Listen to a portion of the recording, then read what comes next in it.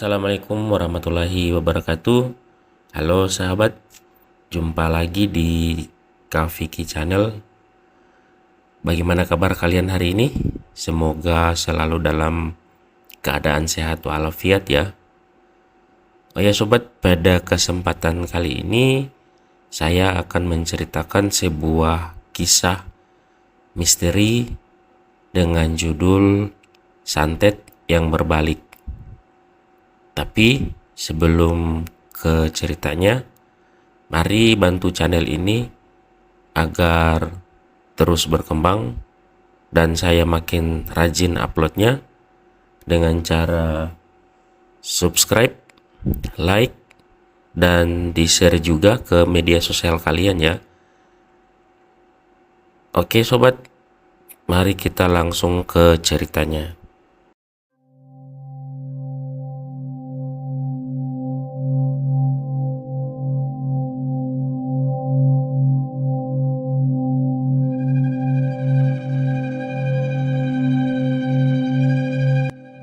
Di sebuah desa kecil yang sunyi dan terpencil, hiduplah seorang dukun yang bernama Pak Joko.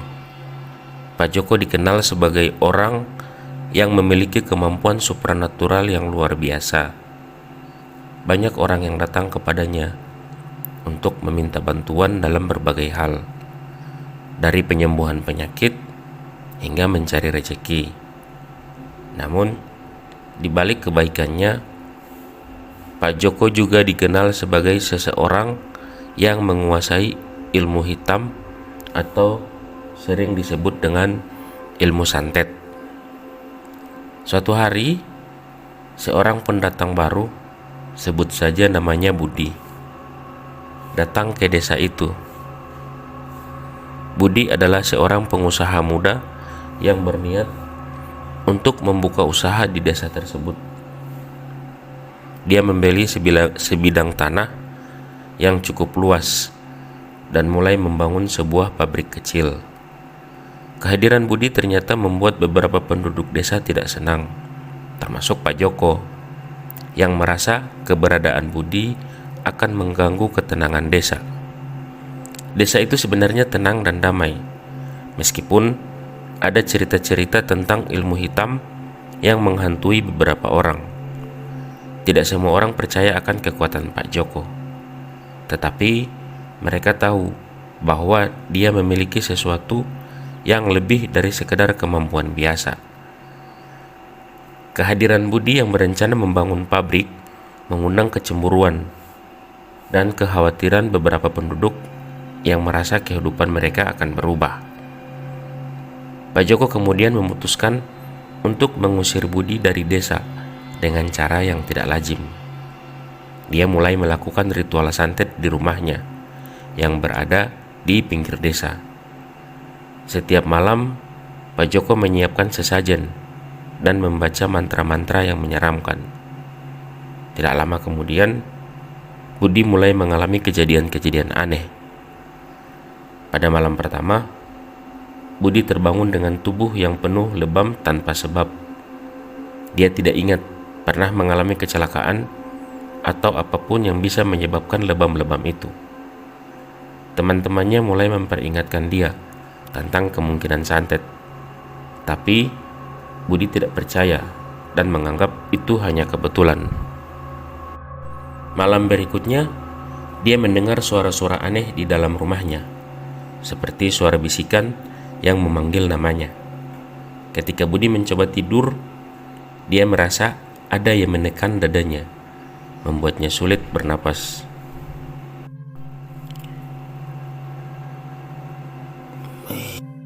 Ketika dia bangun, dia menemukan jejak kaki hitam di lantai rumahnya yang seolah-olah datang dari kegelapan. Kejadian aneh itu terus berlanjut. Pada suatu malam, Budi terbangun dan melihat bayangan hitam berdiri di sudut kamarnya. Bayangan itu tampak mengintainya dengan mata merah menyala. Budi merasa sangat takut dan tidak bisa bergerak. Ketika bayangan itu mendekat, dia merasa seperti tubuhnya membeku. Namun, Saat dia mencoba membaca doa, bayangan itu perlahan menghilang. Budi mulai merasa ketakutan dan bingung. Dia mencoba mencari bantuan dari penduduk desa, tetapi tidak ada yang berani menolongnya karena takut pada kekuatan Pak Joko. Bahkan teman-temannya yang tadinya memberi dukungan mulai menjauh karena merasa takut akan terkena dampak santet. Desa itu sebenarnya memiliki seorang dukun lain, sebut saja namanya Ibu Sari. Dia tinggal di desa tetangga. Ibu Sari dikenal sebagai dukun yang menggunakan ilmu putih untuk menyembuhkan dan melindungi. Budi akhirnya memutuskan untuk menemui Ibu Sari dan mencari tahu apa yang sebenarnya terjadi padanya. Ketika Budi menemui Ibu Sari, dia menceritakan semua kejadian aneh yang dialaminya. Ibu Sari mendengarkan dengan seksama dan kemudian melakukan ritual untuk mengetahui sumber dari semua kejadian itu. Setelah melakukan ritual, Ibu Sari mengatakan bahwa Budi telah menjadi korban santet dan hanya ada satu cara untuk menghentikannya, yaitu dengan menghadapi Pak Joko langsung. Ibu Sari memberikan beberapa petunjuk kepada Budi tentang bagaimana melindungi dirinya dan mempersiapkan diri untuk menghadapi Pak Joko. Dia memberikan beberapa benda suci seperti jimat, garam, dan lilin khusus yang telah diberkati. Budi merasa lebih percaya diri dengan bantuan dari Ibu Sari. Budi mempersiapkan segala sesuatunya berdasarkan petunjuk dari Ibu Sari. Dia mulai dengan membersihkan rumahnya dari segala benda yang mungkin bisa menjadi media santet.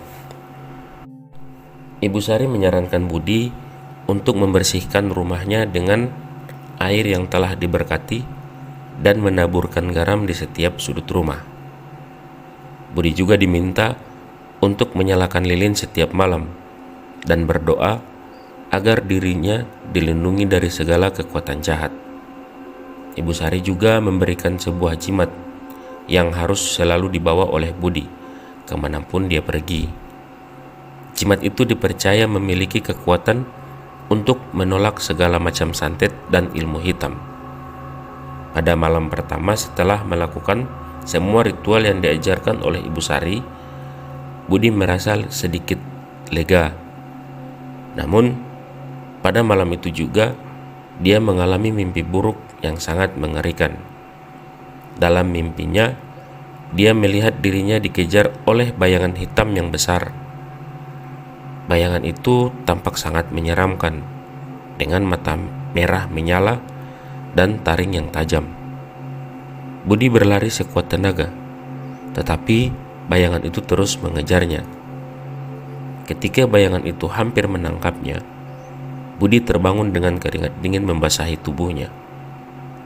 Keesokan harinya, Budi merasa tubuhnya sangat lelah dan berat.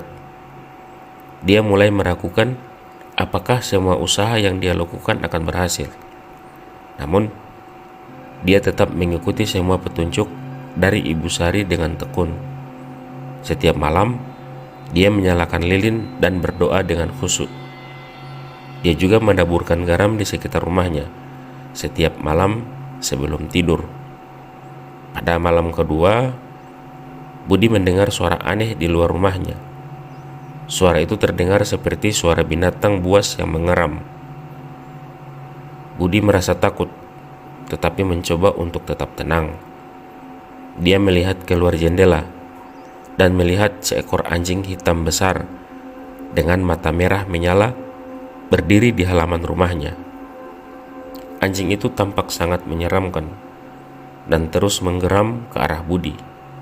Namun, ketika Budi mengangkat jimat yang diberikan oleh Ibu Sari, anjing itu langsung berlari pergi dengan ketakutan. Malam demi malam, Budi terus mengalami kejadian-kejadian aneh. Dia melihat bayangan hitam berkeliaran di sekitar rumahnya, mendengar suara-suara aneh, dan merasakan kehadiran sesuatu yang jahat. Namun, setiap kali dia menggunakan jimat dan berdoa, kejadian-kejadian itu perlahan menghilang. Pada malam terakhir, ketika Pak Joko mencoba mengirim santet terakhir yang paling mematikan, Budi sudah siap. Dia menyalakan lilin dan mengelilingi rumahnya dengan garam.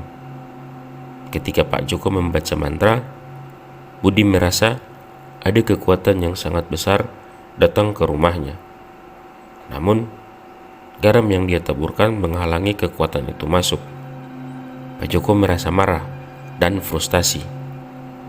Dia mencoba lebih keras, tetapi tiba-tiba kekuatan itu berbalik padanya. Pak Joko merasakan sakit yang luar biasa di tubuhnya. Dia terjatuh. Kejadian itu membuat Pak Joko lumpuh dan kehilangan kekuatannya. Sejak saat itu, desa kembali tenang. Budi melanjutkan usahanya dengan damai, dan penduduk desa belajar untuk hidup tanpa ketakutan terhadap ilmu hitam. Dengan kejadian ini, penduduk desa mulai mempercayai kekuatan Ibu Sari dan mulai menghormatinya sebagai pelindung desa. Mereka juga lebih berhati-hati dan menjaga hubungan baik satu sama lain, agar tidak ada lagi yang mencoba menggunakan ilmu hitam untuk kepentingan pribadi. Budi merasa lega dan berterima kasih kepada Ibu Sari atas bantuannya. Usahanya berkembang dengan baik, dan dia menjadi bagian dari komunitas desa tersebut.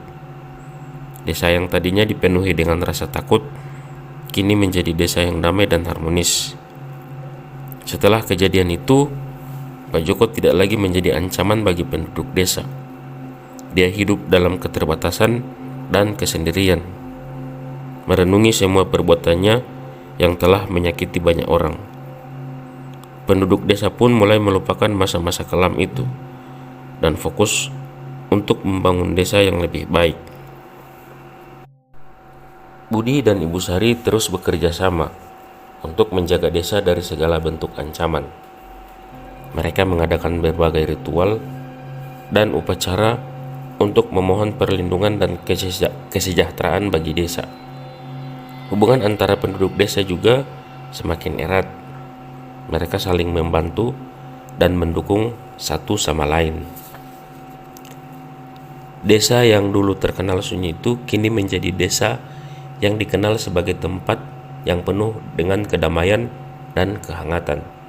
Tidak ada lagi rasa takut terhadap ilmu hitam, karena mereka percaya bahwa kebaikan dan kekuatan positif selalu akan mengalahkan kekuatan jahat.